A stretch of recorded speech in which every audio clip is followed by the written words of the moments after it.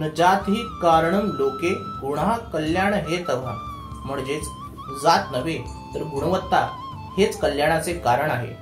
आज श्री रामानुजाचार्यांची जयंती। ते केवळ हा समतेचा उपदेश देऊन थांबले नाहीत, तर त्यांनी त्याचे आचरण करून दाखवले।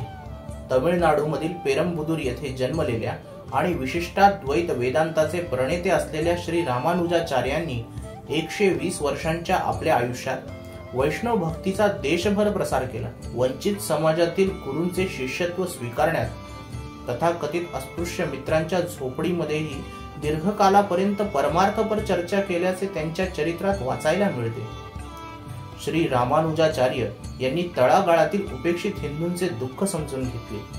त्यांनी तिरुनारायण पेरुमल मंदिराचे दरवाजे पंचमांसाठी, म्हणजेच त्या काळी अत्यंत हीन समजल्या जाणाऱ्या अशा समाज बांधवांसाठी खुले केले।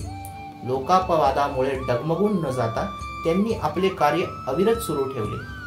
रामानुजाचार्यांच्या गुरूंनी त्यांना वैष्णव उपासनेचा मंत्र दिला आणि सांगितले की या मंत्राने दुःखांपासून मुक्ती मिळते, परंतु हा मंत्र गुप्त ठेवावा, नाहीतर नरकात जावे लागेल। जनकल्याण हितेशी रामानुजस्ते, लोकांचे भले होणार असेल तर मी एकदाच काय अनेक वेळेस नरकात जायला तयार आहे, असे म्हणत मंदिराच्या गोपुरावर चढून जमलेल्या सर्व लोकांसाठी या मंत्राचा घोष करीत नाचू लागले। लोकही मग यात सहभागी होऊन आनंदाने नाचू लागले। ओम नमो नारायणाय, ओम नमो नारायणाय। तेव्हापासून भक्ती संप्रदायामध्ये देवाचे भजन करीत नृत्य करण्याची पद्धत दृढ झाली।